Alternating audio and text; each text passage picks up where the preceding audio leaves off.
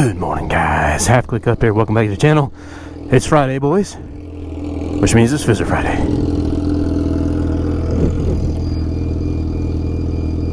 Too cool. Yeah.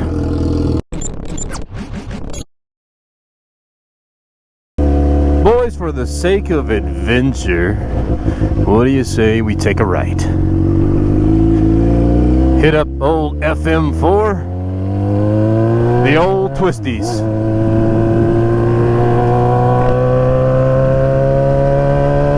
Now, one may argue that it would be entirely too early in the morning for twisties. And one may be correct. However, the thing about it is that Evelyn likes it, and so I do too. Gotta make this cut, like, across the countryside to hit FM4, head in the Granbury. So this is a thing. My tiny mount appears to have failed in some capacity. It's the friction, boys. The friction is not there anymore, and it's tightened as tight as it can go. Pretty much. Yeah, that's unfortunate. I don't really know what to do about that right now. In fact, I don't think there's anything I can do about that right now. But you can look at me from that perspective for a minute or two before you fall down again. How about the view though, huh? Sun isn't up yet. The thing about it is though, is that this mount has been so nicely functional and just the perfect vantage point that I think I'll just replace it with another one just like it. I mean, this one lasted years. I guess maybe the plastic's just gotten fatigued to where it just can't grip as tight anymore. I don't know. It is a lovely 67 degrees right now too, man. Love it. Starting to get into that autumn thing, you know? Cooling down a little bit. At least in the mornings. I can dig it. Alright, let's get established here on the twisties, and we'll touch base on the goings on.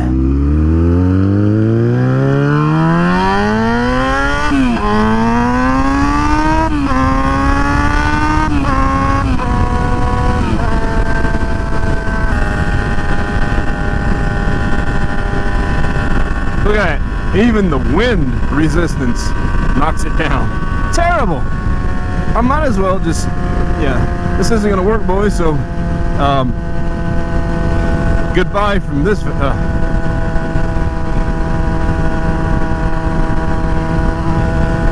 Just gonna shut this one down.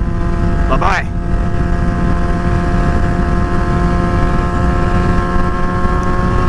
That's alright, this is the good stuff you guys want to see anyways. Alright, so the latest goings on, man. Pretty exciting times in the life of HCU. Yesterday I sealed the camper and truck package sale. Sealed that deal. The truck is signed over. Camper will be paid off soon, and we're gonna move forward. You know what I mean? Talk about free up some funds, man. You know, it's not just about the camper note, it's about all of the other stuff that goes along with it. You know, the insurance, the little warranty program I participated in, which saved my butt several times on mostly air conditioners. But on the topic of those air conditioners, man, you know, those roof mount RV ACs are not very energy efficient. And when you got two of them running for basically 24 hours a day in the heat of the summer, it's very expensive. Like electricity bills, $300 to $400 a month. Add lot rent with that and camper note, and it was like paying a small mortgage to live in a camper for 8 years. Which is why we were always, you know, not ready to do the house thing. But so that is all a thing of the past. I don't have a truck anymore, which is less than ideal and unfortunate. And of course there would be a truck up here slowing down the entire line of traffic to where the entire goal of taking FM4 this morning is spoiled. Fine. Some kind of a tree truck. You know what I'm talking about? Tree cutting trucks? Yeah. But I don't know if you guys noticed, by way of my tutorial style, my general interaction with you guys in the comment sections, and you know, my willingness to assist, if you will. It's just part of my personality, and if you've been following me for any period of time, you already know this. And I say all that to say this: I took the time with the buyers. They didn't really have RV experience, but I won't go into all those details. But just know that I spent a few hours yesterday, man, giving them a proper walkthrough, almost as if I was a salesman for the thing, which I guess I was. Okay, almost as if I was a dealership employee and I was selling this at a dealership to new buyers, right? So I walked them through all the systems, which a fifth wheel camper that size, guys, is essentially like a boat, like a large boat. You know what I mean? It's like a small yacht on land. And what I mean is it has all these working components and systems that all work together, and it's unique to RVs, you know, outside of just kind of the residential atmosphere it creates. So I familiarized these guys with all that, and I even followed them to the site of the new park where they were moving it to, so that I could help them set up and be good to go. And I don't necessarily know specifically why I shared all that information, other than I guess to convey that it's just my style, you know. That was that experience. That's the goal here, right, boys? In our little YouTube channel for all these years, since frickin' 2015, I share with you guys all the things, and we share these experiences together. Am I right? So yeah, so that's how that went down. What else? So today is Friday, September 13th. Today's Friday the 13th. Holy crap. I didn't even think about that. Ah, irrelevant. Superstitions. Well, I tell you, this is really less than ideal. We're doing 40, 45, 46 miles an hour in a 60, on which we would be doing 75 and 80 through all of the turns. Man. Anyways, the date is significant because if you follow MotoAmerica at all, which my wife and I follow pretty religiously, this weekend is the event, the races at Circuit of the Americas. And you best believe I've got tickets for the whole family. We do it every year, man. We do MotoAmerica and we go to MotoGP at Circuit of the Americas, and I'm excited. It's gonna be good. Got a little hotel suite thing there for the weekend, and right now Josh Herrin, surprisingly, and maybe not so surprisingly, is leading the championship race, followed by PJ Jacobson and Matt Schultz, and who else is in there? Bobby Fong is in the running. And so we're huge Matt Schultz fans. Matty is your favorite guy to cheer for as an underdog. He's in a different class this year.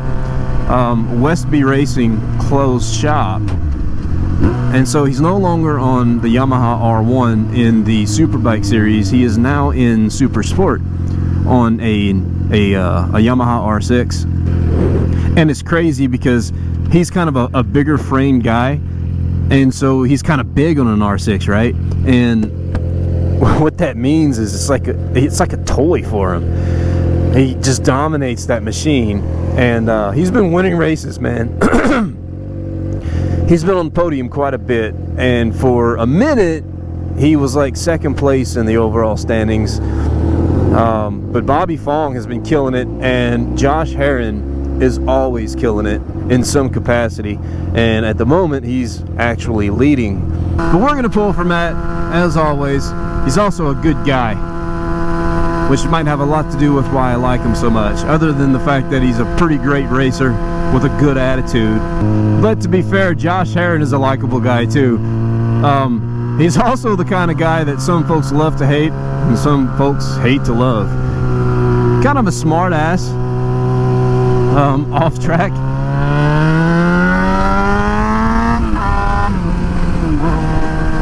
But if you kind of follow his personal life on Instagram and such, he's a good dad. And so ultimately he's a good dude. I like him. I think he's funny. And so here's the tree truck that absolutely ruined our ride in this morning. Thanks, guy.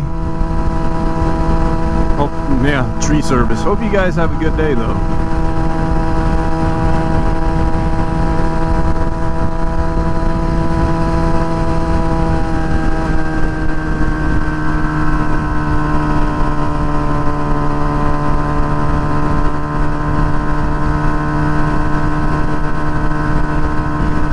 But I'll tell you what, guys, if you've never been to some professional motorcycle racing, you really gotta go. Just the sound and the action, the environment, the atmosphere, it's fantastic. And the thing about MotoAmerica is that they provide complete rider access, man. Like, you don't have to buy special passes for anything. You know, they offer their suite packages up in the grandstand suites and everything, and that's fine. But you know, we don't ever opt for that expensive stuff because you don't have to, man. Like, it's general admission throughout the entire facility, which, well, with MotoAmerica, the audience, the physical audience, is smaller than MotoGP, so they don't open the various turns at COTA for seating, so everyone is relegated to the grandstands. But that's cool too, man, because those would otherwise be very expensive seats, you know what I mean? And you get like general admission access to those grandstands, and the paddock access experience is free. It's so cool, man. Like, MotoAmerica riders are just like you and me, dude. You know, they're all humble because, you know, they're not GP riders, and they all started from the same beginnings as young riders. Check out the Camaro off in the ditch. That's unfortunate. And they're all like very fun to interact with. They set up pop-up tents all through the pit, and you're invited at a certain time to go out there, man, and you can meet every last one of them. They'll take pictures with you, sign autographs. In fact, last year we got Jake Gagne and Cameron Peterson, and JD Beach was wild card riding with them at the time with Attack Performance. And dude, like, my kids just like crawled all over these guys, took some pictures, and we actually had one picture of the whole family with them, or all my kids with them anyways, and my wife had it blown up at a photo processing place, and we're gonna bring that with us and find all these guys and have them autograph it, and we're gonna frame it. Pretty cool. Well, here's 377 running across here. On a normal route out of Crescent, we would have came from that way, from the north. Evelyn's first and second gear downshifts have gotten a little mushy here as of late, and I know it's not clutch related. This clutch is awesome. Barnett clutches are excellent, but her oil is old, man. This Motool's been in this bike for over a year now, I'm pretty sure. Low mileage, all things considered, but you know, if you have oil sitting in your machine for a while, it degrades just like if it was being used extensively, you know, via high mileage. So I've got some Motool on the way, doing an oil change on this old girl here pretty soon, and crisping up those shifts a little bit. And so that being said, drop a comment down below if you guys think I should do a new oil change tutorial. Dude, an H1, sweet. Squirrel. because the oil change video I have out there is very long and drawn out. Back when I just did videos in a rather unrefined format. I've come a long way since then, at least I think I have. And I feel like I can produce a way better oil change tutorial for this bike. So probably going to do that and just get some fresh content out there. 2024 edition of the FZ6R oil change process. So look for that coming down the pike here momentarily.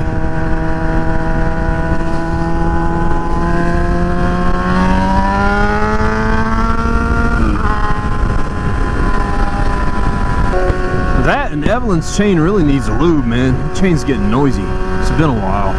Oh, one other thing before we go this morning, that is potentially an exciting thing for channel content.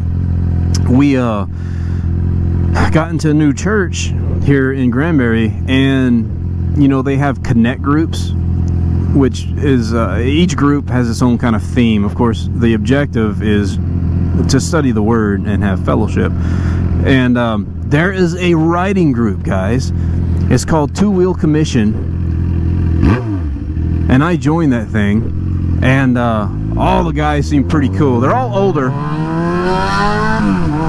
and as you can imagine, they're all on real bikes, and that's fine. But they go on a bunch of trips, man, when the months get cooler. Just trips around Texas, and yeah, you know, if you, oh, whoa, did you see that? Dang, man. Wow, that's how that always happens here. That's how that always happens. I can't tell you how many times there is a very bad wreck right here in this intersection. That I just witnessed how that happens. So it's this red light that gets run. I always wondered about that. I can never tell because the cars are always so dang tore up, and people get killed right there. The cars are always so tore up and spun around. You can never tell how it went down, whether it was the left turning people or people running the light. Now I witnessed for myself. Dang, man, that was crazy. So that guy ran the yellow. I guess the lights are maybe timed a little tight. I don't know. Look at this guy.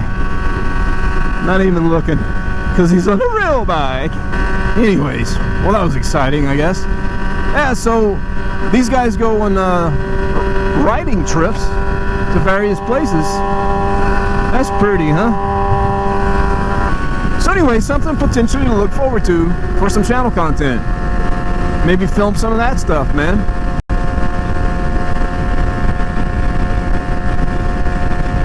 And of course, rides like that are a task for Trinda. So we'll hop on our Tiger and go on those adventures, see what kind of footage we can get.